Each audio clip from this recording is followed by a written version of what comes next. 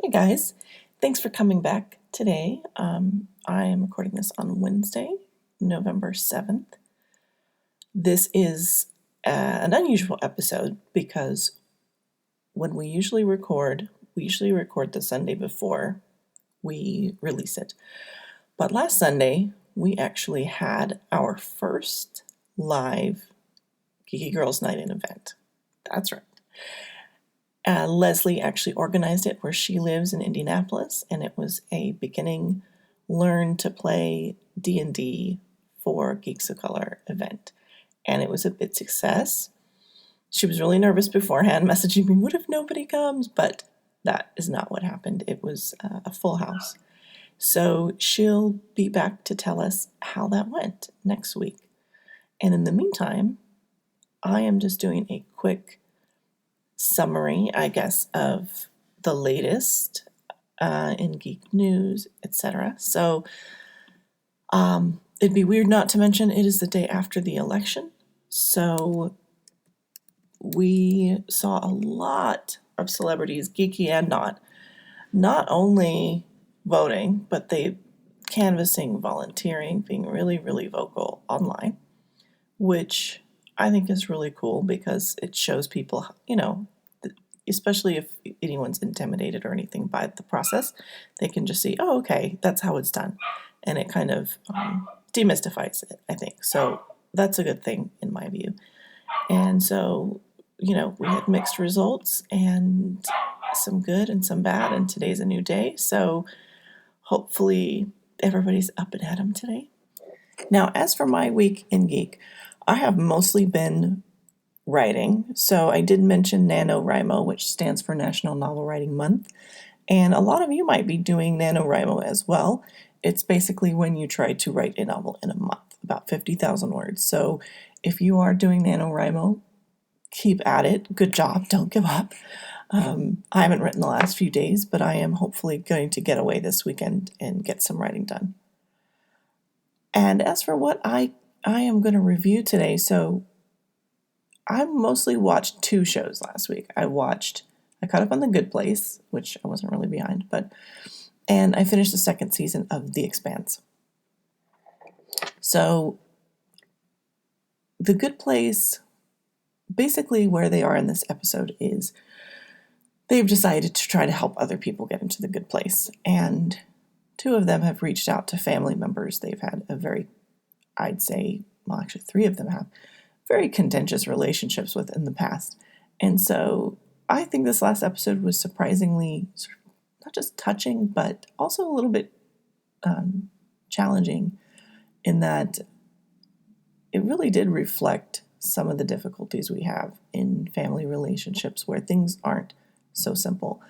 And I think that's what is one of the big strengths of the show, is that for a sitcom to not kind of wrap everything up with a bow at the end and to just kind of let you go, oh, that sucked, but we're still going to keep going. Like at the end of this last episode, one of the characters was just like, I'm still sad. And I think that's the huge strength of one of the huge strengths of the series, because it's also incredibly silly and goofy.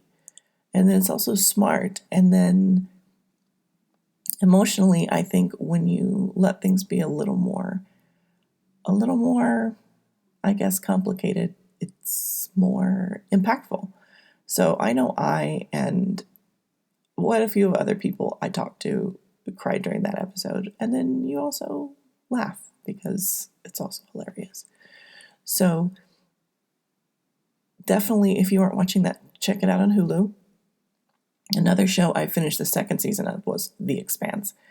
And it's just really a tremendous show. It's driving me crazy because now I really want to see season 3.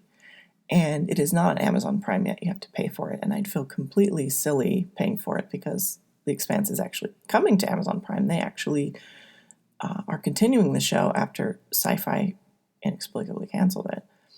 So I know it's coming on Amazon Prime. So why would I, it'd be silly of me to spend money, but it's driving me nuts. So if you haven't seen The Expanse, it's a sci-fi show. It's really like a space opera. It's amazing. So it's in the future. Mars has been terraformed, or they're working on terraforming it, but it's been settled by people. And so Earth and Mars are in conflict. They're always at each other's throats. So you have Earth and Mars, and then you have the Belters, which are the people who kind of grow up in the in-between on space stations out in space. And they're kind of the workers, and they're sort of screwed by Mars and Earth.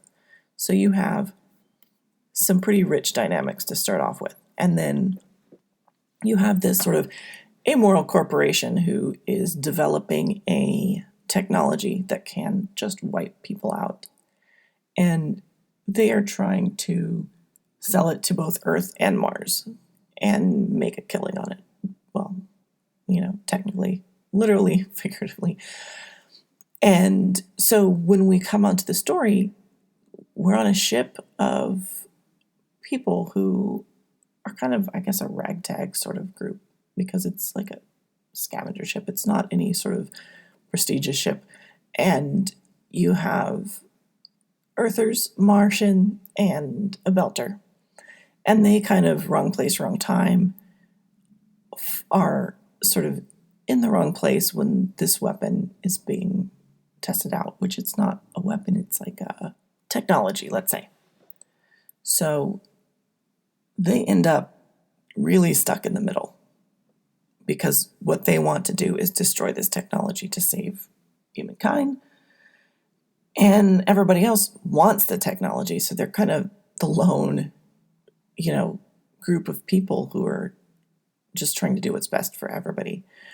And so it took me a few episodes to get into, just because you do have to kind of, it's world building. Like, oh, you're over there and you want that, and you're over there and you want that. Oh, okay. So you kind of just get everyone's motivation and what they, who they are.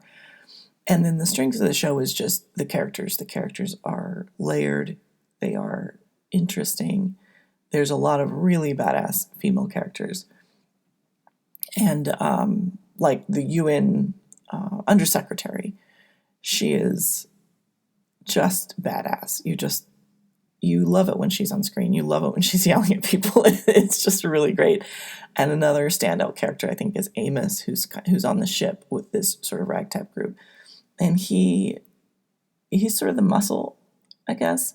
He's that character that does what needs to be done, whether, he's ready to beat the crap out of someone or kill someone if he has to. And he doesn't seem too bothered by it, which is, that's always an interesting trope when you have the hero who's, you were supposed to kind of see the guy who plays the captain as the hero.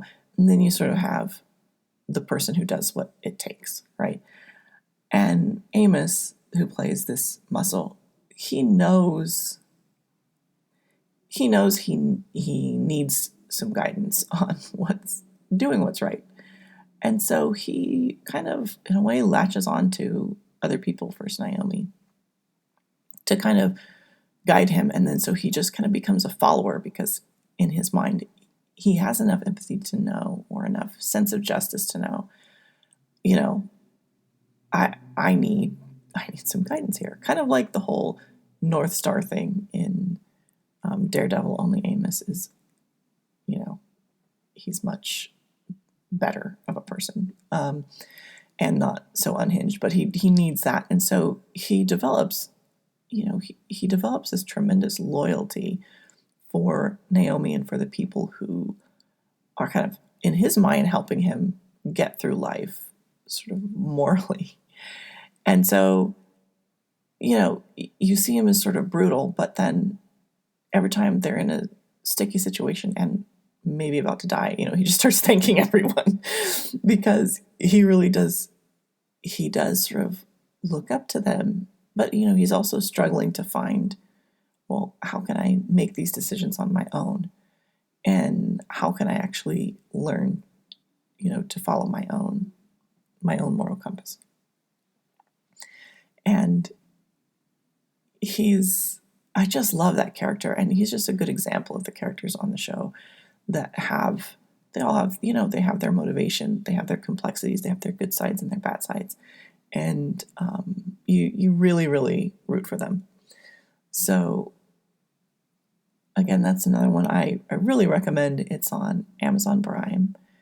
And so you can definitely see that. Next, I keep telling myself I'm going to watch The Haunting of Hill House. I know it's past Halloween. You guys all probably watched it at Halloween. I'm still a little bit nervous, so I kind of want to watch it during the daytime. And it's NaNoWriMo, so I'm trying to get my writing done. I haven't read any books the past week. Normally, I listen to books. I have actually seen online where some people say that's not reading if you're listening, but that's the most ridiculous thing I've ever heard. So I actually listened to them on my Libby app on my phone, and I crushed my phone, so I can't really use it anymore, at least till I get it fixed on Thursday. So unfortunately, I'm feeling a bit. I miss books on the way to work and on the way back because normally I listen on my commute. So hopefully I'll get that up and running soon. So, okay, so this was a short episode. And Leslie's coming back. Actually, we have a really, really exciting interview for you guys next week. We're going to be talking to Lauren Tom, who is an actress on Supernatural. She is on Futurama. She's on Andy Mack. She's just, wow, she's such an impressive woman with such a long career. And she really likes to use fandom for good, which is one of my favorite things about her. And she really does try to mobilize the fandom of the geek shows that have these cult followings to raise money and do good. And I can't wait to talk to her about that. And she's also played a lot of iconic roles. And she was in the Joy Luck Club, which was an incredibly impactful movie in the 90s. I remember watching it and being totally blown away by it. And with Crazy Rich Asians coming out this year, they actually, a lot in the media, they referenced the Joy Luck Club because they said that was actually the last time that a major studio had a movie with an all-Asian American cast. So, and it had been like 20 years. So we'll also talk to her about that. So I'm just really honored and excited she's going to call in, and Leslie will be back. So definitely tune in next week because it's going to be really exciting. Things are happening. All right. Thank you so much. I'm not going to play the intro and outro because then that would double the size of this episode. But so, the usual. Check us out on, let's see. Yeah. Rate us on Apple Podcasts, tweet us, check out our Patreon, all those good things. And let us know what you think. Be in touch. Okay.